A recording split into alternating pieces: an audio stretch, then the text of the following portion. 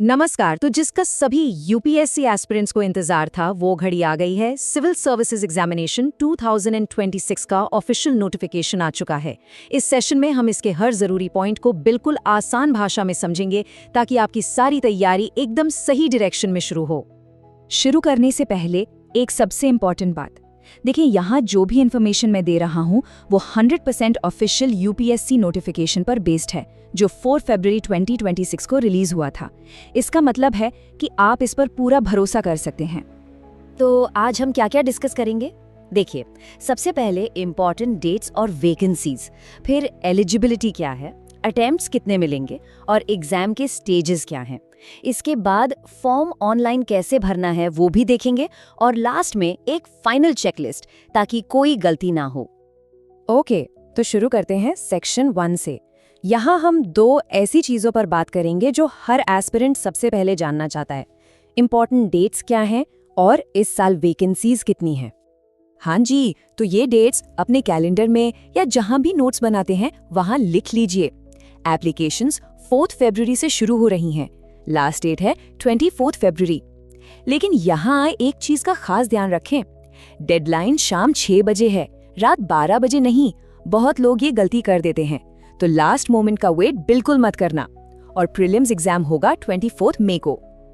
अब आते हैं वैकेंसीज पर। इस साल लगभग 933 यानी 933 पोस्ट्स के लिए एग्जाम हो रहा है। इसका मतलब ये है कि इतने कैंडिडेट सिलेक्ट होंगे। और हाँ, इनमें से 33 posts persons with benchmark disability के लिए रिजर्व्ड हैं। चलिए अब आते हैं सबसे इम्पोर्टेंट सवाल पर, एलिजिबिलिटी। क्या आप इस एग्जाम के लिए एलिजिबल हैं? आइए देखते हैं। हम एज और एजुकेशन दोनों रिक्वायरमेंट्स को एकदम सिंपल लैंग्वेज में समझेंगे। देखिए, यहाँ टेबल में सब क्लियर है। जनरल कैटेगरी के लिए एज है 21 से 32 साल।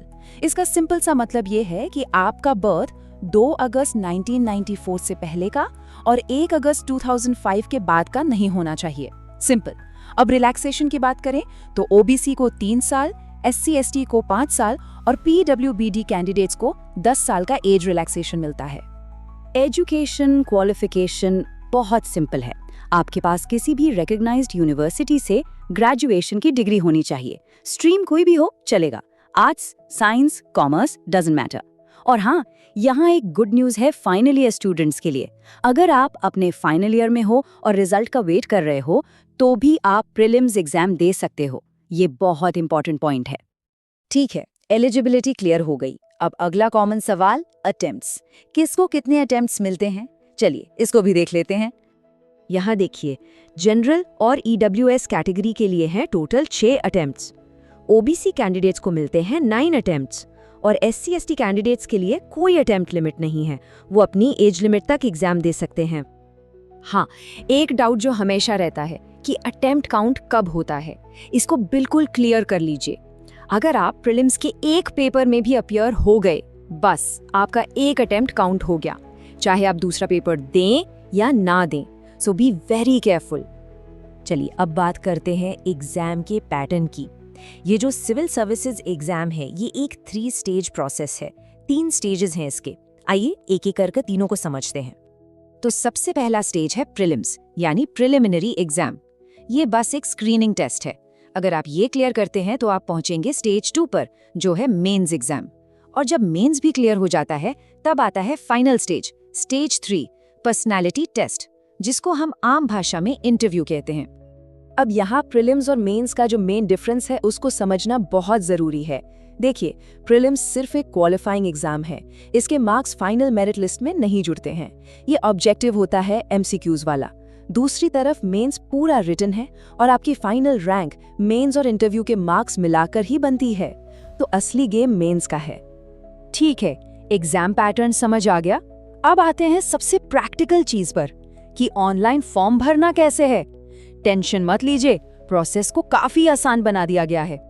एक चीज बिल्कुल याद रखिए, फॉर्म सिर्फ और सिर्फ ऑफिशियल वेबसाइट पर ही भरना है, जो है uppsconline.nic.in। इधर उधर किसी भी दूसरी वेबसाइट पर बिल्कुल नहीं जाना है, only the official one. Process बहुत ही सिंपल है। स्टेप 1, अकाउंट बनाइए और अपना URN यानी यूनिवर्सल रजिस्ट्रेशन नंबर जनरेट कीजिए। स्टेप 2, कॉमन एप्लीकेशन फॉर्म भरिए।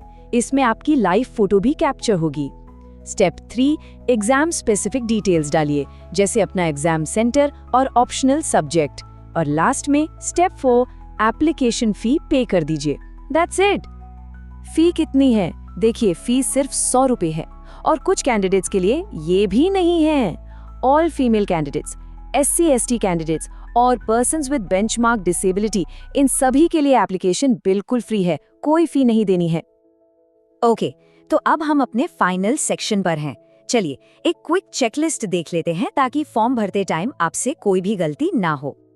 एक बात हमेशा याद रखिएगा, इस जर्नी में एक शांत दिमाग और एक क्लियर प्लान, ये आपके 2 सबसे पावरफुल टूल्स हैं। तो शुरुआत स्मार्ट तरीके से करनी है, जल्दबाजी में नहीं। तो इस पूरी डिस्कशन का टेक अवे क्या है? कौन सी बातें हैं जो आपको बिल्कुल नहीं भूलनी है?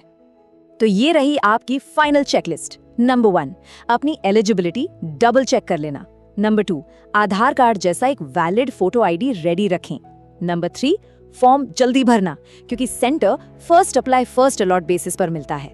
लेट किया तो दूर का सेंटर मिलेगा। नेक्स्ट, लाइव फोटो एकदम क्लियर होनी चाहिए।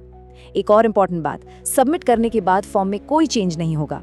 और सबसे आखिर में मेरी सलाह है कि ऑफिशियल नोटिफिकेशन PDF को एक बार खुद से जरूर पढ़ें। ऑफिशियल नोटिफिकेशन का जो PDF है, उसका लिंक मैंने नीचे डिस्क्रिप्शन में दे दिया है। इस इन्फॉर्मेशन को अपने दोस्तों और फेलो एस्पिरेंट्स के साथ जरूर शेयर करें। और हाँ, आगे ऐसे ही इंपॉर्टेंट अपडेट्स के लिए चैनल को सब्सक्राइब करना मत भूलिएगा। All the best.